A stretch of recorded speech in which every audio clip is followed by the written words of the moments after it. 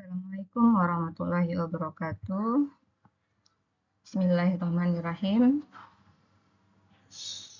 Selamat datang di pertemuan 2 mata kuliah ICT untuk bisnis. Kali ini kita akan membahas konsep dasar ICT dan implementasinya.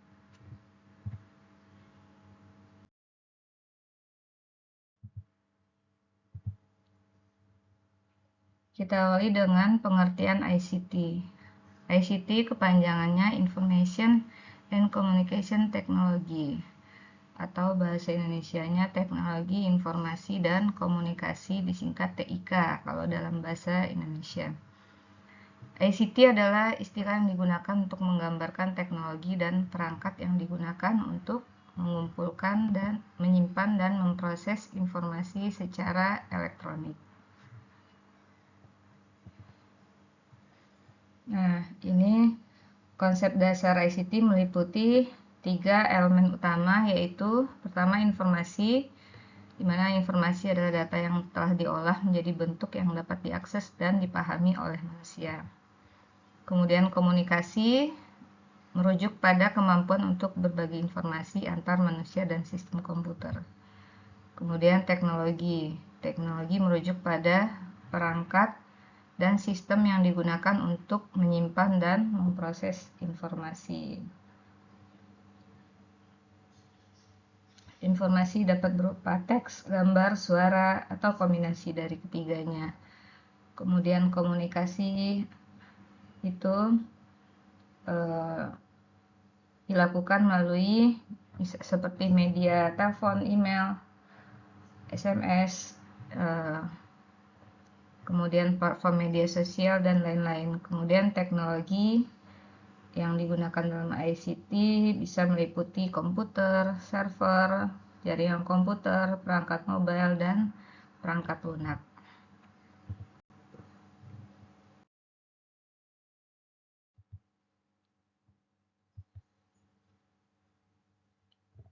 Dalam konteks bisnis, ICT membantu organisasi untuk meningkatkan efisiensi dan produktivitas melalui penggunaan teknologi yang tepat. ICT juga membantu organisasi dalam berkomunikasi dan berinteraksi antara pihak-pihak yang terkait. Kemudian ICT memungkinkan suatu instansi untuk mengakses informasi yang lebih banyak dan akurat sehingga dapat membuat keputusan yang lebih baik dan cepat. Berikut beberapa poin peranan dan manfaat ICT untuk bisnis. Yang pertama, itu sangat jelas untuk komunikasi. Komunikasi antar karyawan, pelanggan, pemasok dengan lebih efisien dan efektif melalui email, video konferensi, dan alat komunikasi lainnya. Yang kedua, manajemen data.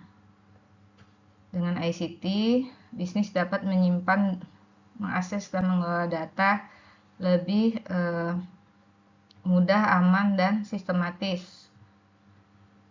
Dan ini dapat memungkinkan bisnis untuk membuat keputusan berdasarkan data yang akurat dan up to date. Yang ketiga, penghematan biaya. Tentunya dengan semua serba online itu akan lebih mengurangi biaya seperti biaya perjalanan, biaya administrasi, biaya kertas, alat tulis, dan lain-lain, karena banyak pekerjaan yang dapat dilakukan secara online. Kemudian yang keempat, peningkatan produktivitas. Dengan ICT ini semua akses lebih cepat dan mudah, sehingga ini dapat meningkatkan produktivitas gitu. Yang kelima, peningkatan efisiensi, yaitu menghemat waktu dan sumber daya. Selanjutnya, memperluas jangkauan pasar. Dengan menggunakan ICT, bisnis memperluas jangkauan pasar mereka dengan memasarkan produk dan layanan secara online dan bertransaksi juga secara luas secara online. Selanjutnya adalah peningkatan kepuasan pelanggan. Dengan mudahnya akses dan komunikasi antara pelanggan ke produsen atau kepada layanan itu dapat dengan cepat menerima masukan, saran, feedback, sehingga ini akan memberikan servis yang lebih baik. Selanjutnya adalah inovasi. Dengan mudahnya akses ke informasi dan teknologi terbaru, ini akan membantu mengembangkan produk dan layanan baru. Kemudian selanjutnya analisis bisnis. Dengan ICT bisa menggunakan banyak software untuk analisis, bisa untuk menganalisis tren, peluang baru, kemudian potensi pelanggan dan sebagainya dengan software yang sudah tersedia. Selanjutnya adalah kolaborasi. Ini memungkinkan karyawan untuk bekerja sama dengan lebih mudah dan efisien, bahkan jika mereka berada di lokasi yang berbeda.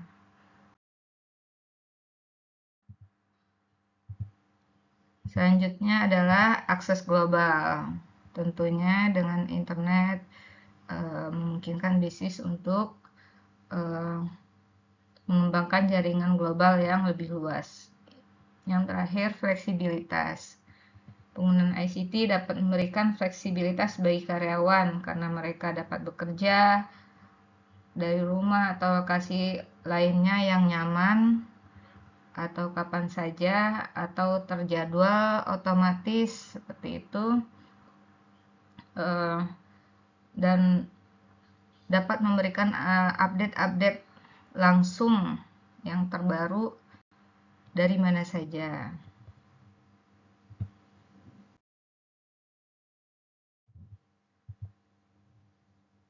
Nah, setelah kita memahami manfaat ICT untuk bisnis, kita selanjutnya pelajari tentang implementasi ICT dalam lingkup bisnis.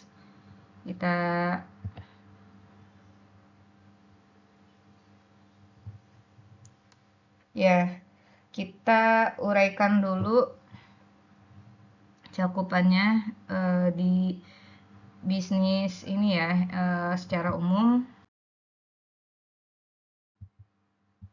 Yang pertama yaitu sistem informasi manajemen. Sistem informasi manajemen atau SIM ini memungkinkan perusahaan untuk mengumpulkan, menyimpan, mengolah, dan menganalisis data untuk membantu pengambilan keputusan bisnis yang lebih baik. Di sistem informasi ini semua divisi dalam perusahaan itu bisa dibuatkan modul-modulnya dalam software ini sehingga pengelolaan HRD atau pengukuran kinerja, pengaturan inventaris, rantai pasok, dan lain-lain dapat dikelola dan dipantau dari software ini. Selanjutnya e-commerce. E-commerce adalah penggunaan teknologi internet untuk melakukan transaksi bisnis, mulai dari pembelian, penjualan, pemasaran, distribusi, pembayaran produk atau layanan secara online, itu adalah bagian dari e-commerce. E-commerce ini membantu bisnis untuk mengurangi biaya operasional seperti biaya sewa toko, biaya listrik, karyawan yang banyak, dan lain-lain. Nah, sejak kemunculan e-commerce ini, banyak bisnis tradisional atau bisnis offline itu beralih menjadi ke e-commerce. Dan yang sangat dirasakan efeknya adalah harga menjadi lebih murah gitu. Seperti orang lebih suka saat ini berbelanja di Shopee, Tokopedia, dan lain-lain karena harganya lebih murah. Kenapa harga bisa lebih murah daripada toko offline? Karena tidak ada biaya sewa toko, biaya listrik yang banyak, atau karyawan yang banyak gitu. Jadi dapat ditekan biaya produksinya. Kemudian pemasaran digital atau digital marketing. Pemasaran digital adalah penggunaan platform online seperti media sosial, situs web, email, dan lain-lain untuk mempromosikan produk atau layanan. Nah, sebagian besar saat ini promosi atau pemasaran itu adalah di internet gitu ya, dipakai digital marketing karena ini lebih luas jangkauannya, lebih mudah untuk diproduksi promosi-promosinya itu, dan juga lebih murah dibanding promosi yang offline. Selanjutnya supply chain management atau manajemen rantai pasok. Ini adalah software dan hardware untuk melacak persediaan atau stok, mengoptimalkan pengiriman, dan lain-lain gitu. Teknologinya contohnya RFID yang ditempel pada produk atau pada barang sehingga ketika mengeluarkan atau memasukkan barang itu sudah sensor tersebut dapat membantu perusahaan melacak persediaannya gitu. Tinggal scan produknya, kalau keluar statusnya keluar, kalau masuk statusnya masuk, dan otomatis menambah stok gitu, menambah atau mengurangi stok, dan bahkan sampai lokasi barang tersebut di gudang di mana gitu, pakai teknologi RFID. Selanjutnya cloud computing. Ini adalah penggunaan jaringan internet untuk mengakses, mengolah data, dan aplikasi dari jarak jauh. Ini memungkinkan perusahaan untuk mengurangi biaya infrastruktur, biaya software atau aplikasi gitu. Jadi servernya menyewa dari cloud server, kemudian aplikasinya juga dari cloud juga semuanya. Jadi tidak perlu sangat menekan biaya infrastruktur, tidak perlu perusahaan membuat server sendiri. Nah, ini contoh dari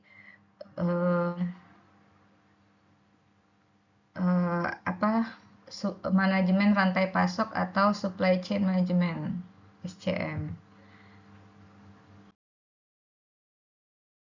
Nah, ini bagian-bagian dari cloud computing. Dia tidak hanya menyediakan infrastruktur, tapi juga menyediakan platform, aplikasi, kemudian software-software yang spesifik seperti itu.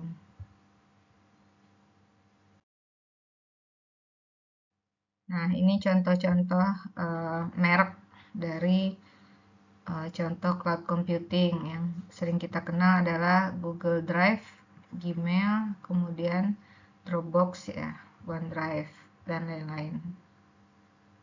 Untuk menyimpan data di internet atau di awan sehingga kita bisa akses dari perangkat manapun.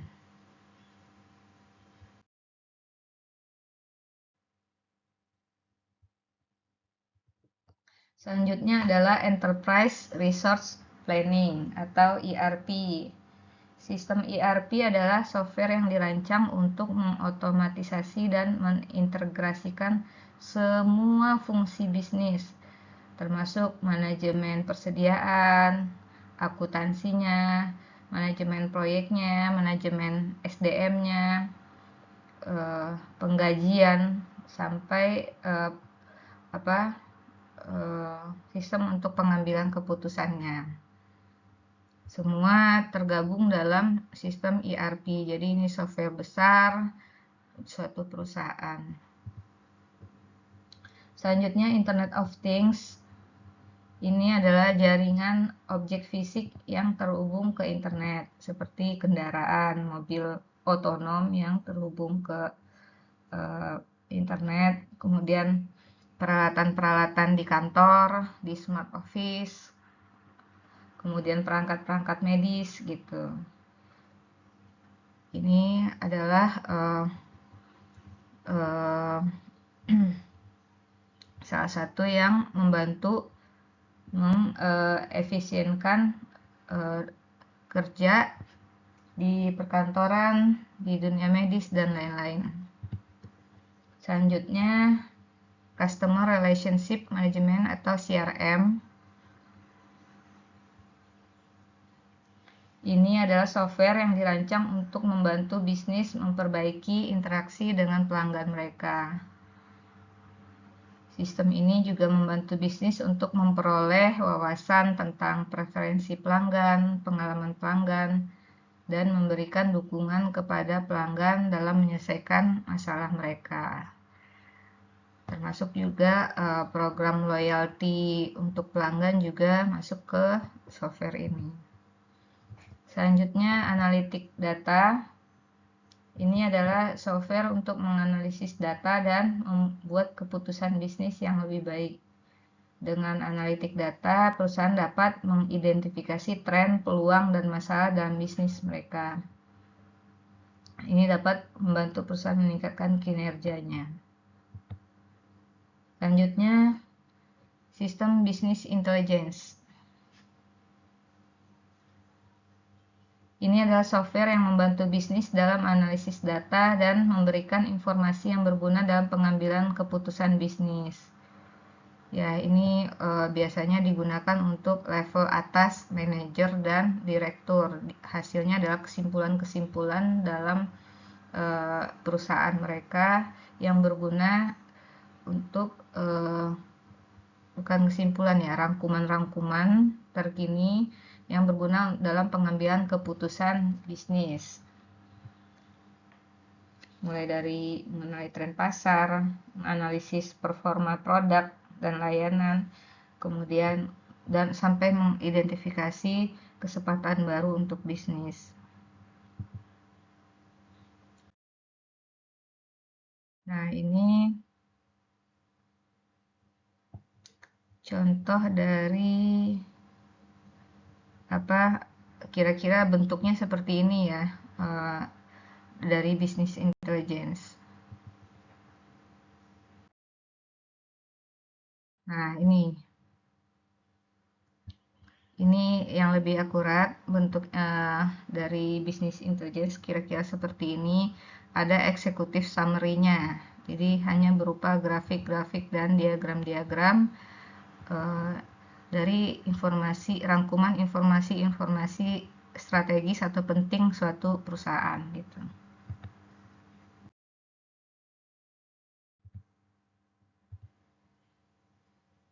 Nah, selanjutnya kita beranjak kepada dampak penerapan ICT. Jadi penerapan ICT ini ada dampak positif dan ada dampak negatifnya. Kita mulai dengan dampak positif. Pertama, mempercepat akses informasi tentunya ya. Yang kedua, meningkatkan efisiensi. Kemudian meningkatkan efektivitas. Kemudian aksesibilitas, apa-apa mudah diakses ya, dan bisa dari mana saja. Kemudian mendorong inovasi. Kemudian memperkuat hubungan sosial gitu, karena semua terhubung 24 jam. Nah, dampak negatif penerapan ICT adalah yang pertama itu ketergantungan kepada ICT. Yang kedua, pengangguran. Ada penerapan ICT ini di beberapa industri dia menggantikan beberapa pekerjaan manusia gitu. Jika manusianya tidak beradaptasi dengan cepat, mereka akan tergantikan oleh teknologi. Namun di samping ini juga pekerjaan-pekerjaan baru juga banyak terbentuk dari penerapan ICT ini. Tinggal manusianya saja yang harus beradaptasi dengan teknologi. Kemudian kesenjangan digital, terutama di Indonesia, karena kita negara kepulauan, jadi pulau-pulau dan desa-desa terpencil masih ada yang belum punya akses internet sehingga terjadi kesenjangan digital. Kemudian kecanduan digital ya, seseorang tidak bisa lepas dari gadgetnya, dari HP-nya, dari sosmednya begitu. Kemudian keamanan informasi, kalau tidak menerapkan keamanan yang kuat, itu rentan sekali terhadap pencurian data pribadi, penipuan, dan serangan cyber.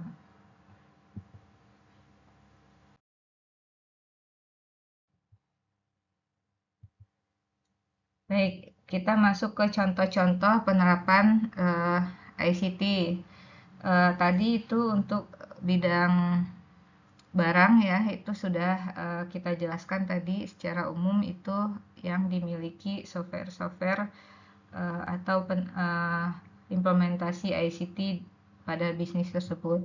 Nah, ini lebih spesifik kepada ICT bisnis jasa. Nah, jasa keuangan, layanan keuangan juga sekarang semuanya memakai ICT. Contohnya e-fintech ya.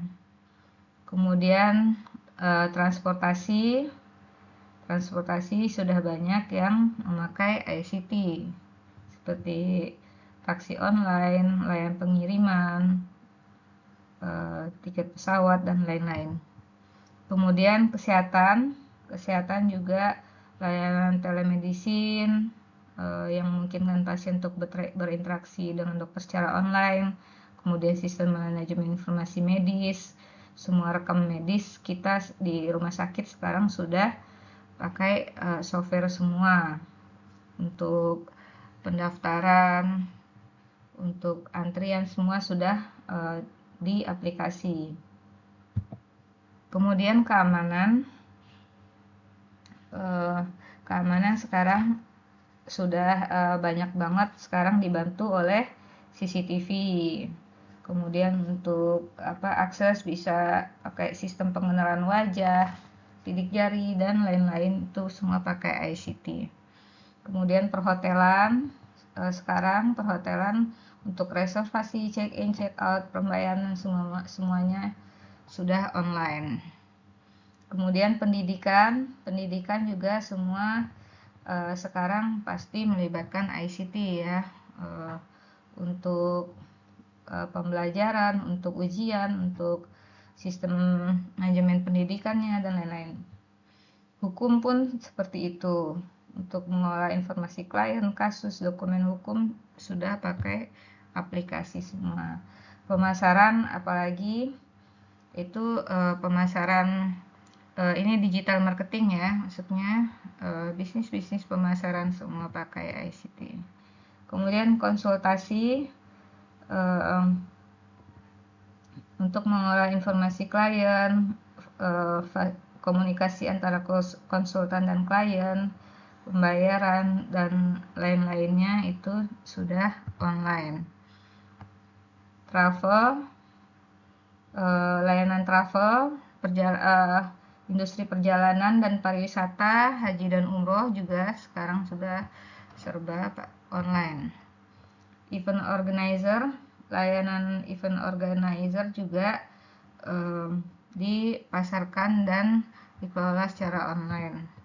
Kemudian kebersihan dan perawatan, baik untuk pribadi, rumah, kantor, itu juga bisnisnya sudah online. Kemudian logistik, untuk sudah pakai aplikasi semuanya ya, untuk memproses pesanan, mengoptimalkan rute pengiriman, memantau pengiriman secara real time, itu sudah pakai aplikasi. rekrutmen dan penempatan itu sudah banyak softwarenya yang memfasilitasi komunikasi antara kandidat dan perekrut.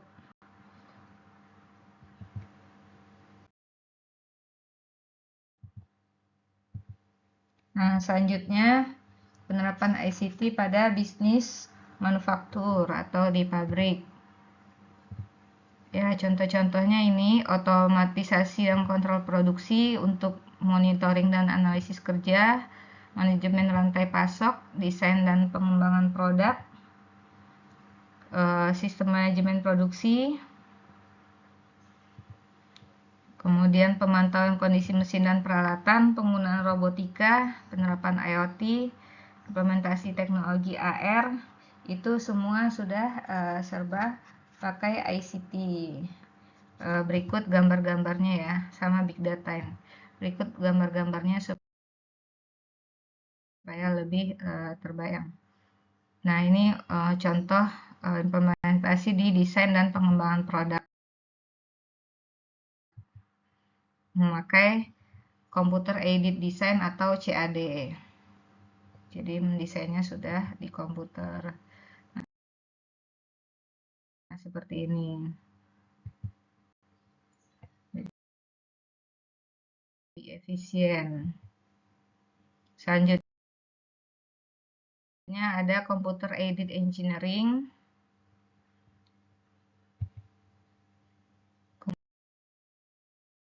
Kemudian implementasi di otomatisasi dan kontrol produksi.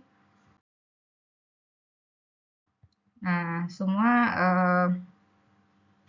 operasional di pabrik itu dikontrol dari Computer Aided Manufacturing. Seperti ini komputernya. Nah, robotik, ini contohnya semua yang melakukan packaging segala macam itu sudah bukan manusia lagi, tapi robotik. Nah, ini membuat mobil pun sudah pakai robotik semua. Kemudian implementasi di IoT-nya. Nah, banyak barang-barang atau benda-benda di pabrik itu yang terkoneksi dengan internet. Robotik-robotik tadi semua dikontrol atau dikendalikan melalui internet dari komputer yang tadi mengendalikan. Nah, seperti ini menggunakan Internet of Things.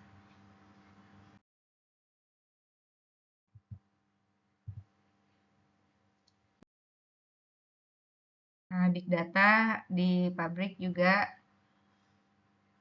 digunakan ya untuk menjaga level kualitas, memonitor produksi harian, maintenance mesin gitu ya, kemudian tracing produk dan lain-lain.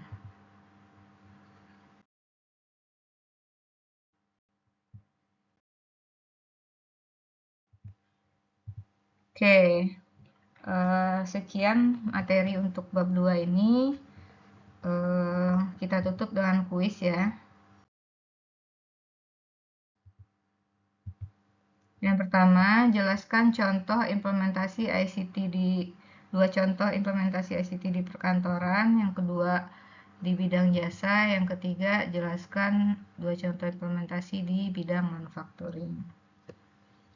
Sekian pertemuan 2 ini. Terima kasih. Assalamualaikum warahmatullahi wabarakatuh.